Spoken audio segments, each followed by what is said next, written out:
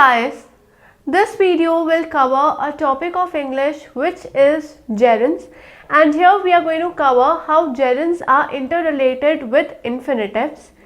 So before starting about gerunds and infinitives, let us understand the term verbs, because we know that gerunds and infinitives are basically a type of verb, and verb we define as all those words which are doing. So I will say verbs are doing words which show some kind of action, then those words are referred to as verb. And verbs are further categorized into two categories. The first category is finites and the second category is referred to as non-finites. The first category is finites and the second is non-finite. Finites are all those verbs which contain a subject, they contain a person within them and also the time at which an event occurred. Non-finites do not contain any of that, they do not contain any subject nor do they contain any person. And non-finites are further categorized into three parts, that those parts are participles, gerunds and infinitives. And today we will be discussing how gerunds are interrelated with infinitives and how they have a relation with one another.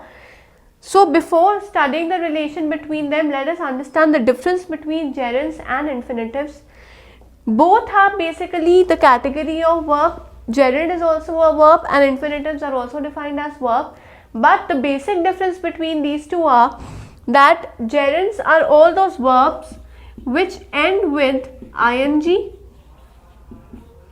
All the verbs that are ending with ing are defined as gerunds, and infinitives are all those verbs which are preceded by to.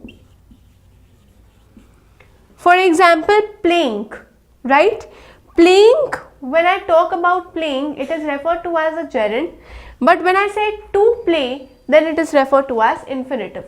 This is a minute difference between gerund and infinitive, and otherwise both of them are the same, they play the same role, they are used to reflect the same meaning, only the structure of the word changes and accordingly different names are given to that word.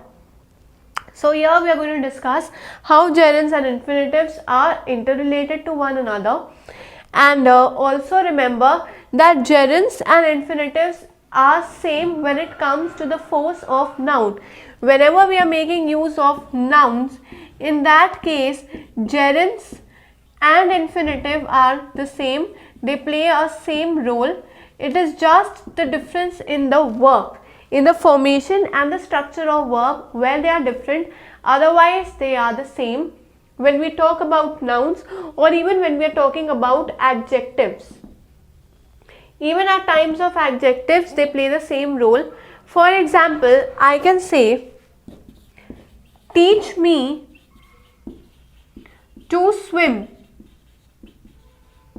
Now when I say teach me to swim, to plus verb refers to infinitive. So this is an example of infinitive.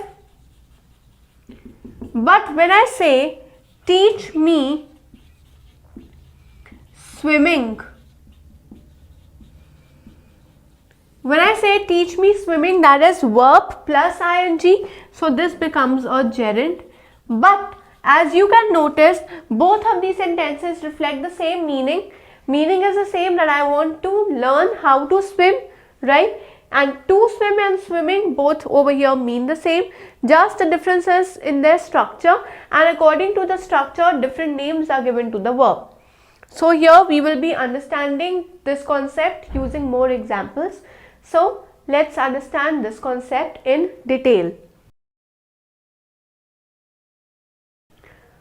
Now both the gerunds and the infinitives have the force of a verb and a noun, therefore they have the same use. Infinitive and gerund, they have the force of noun and verb, and therefore they can be used as a replacement for one another. So let us take an example. The first example is, I like to sing songs. When I say I like to sing song, here to sing over here acts as an infinitive. Why? Because we know that infinitive are all those words, or I can say infinitives are all those verbs which are preceded by to. So to plus a verb refers to an infinitive, while this has a force of noun. The same thing I can change into a gerund by saying I like singing songs. And when I say I like singing songs, here to sing has been converted to singing, which means that it has now taken a form of gerund. My verb has now converted to a gerund from an infinitive. This is how infinitive and gerund are interrelated to each other. They can replace each other in the form because they have the same force of noun and verb. So these were some of the relationship and the similarities, but also remember that there is an important point to note, and that important point to note is that whenever we are making use of a preposition, along with preposition, out of the non-finites, non-finites are said are three: participles, gerund and infinitive, and out of these three non-finites, prepositions will always follow a gerund.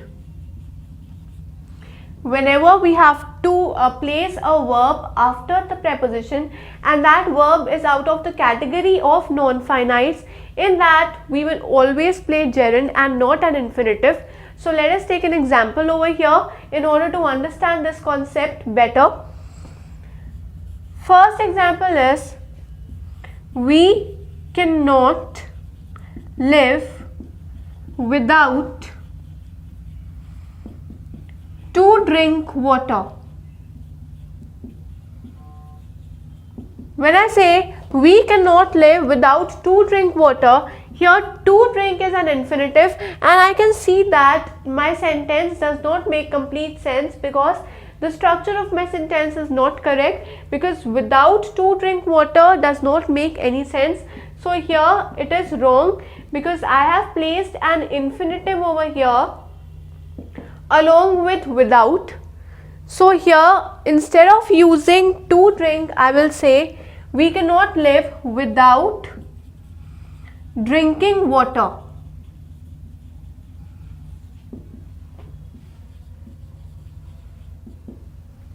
We cannot live without drinking water makes correct sense because along with preposition we will always use a gerund, and drinking over here is a gerund.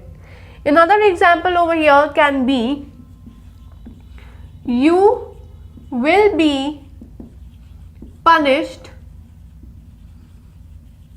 for to lie.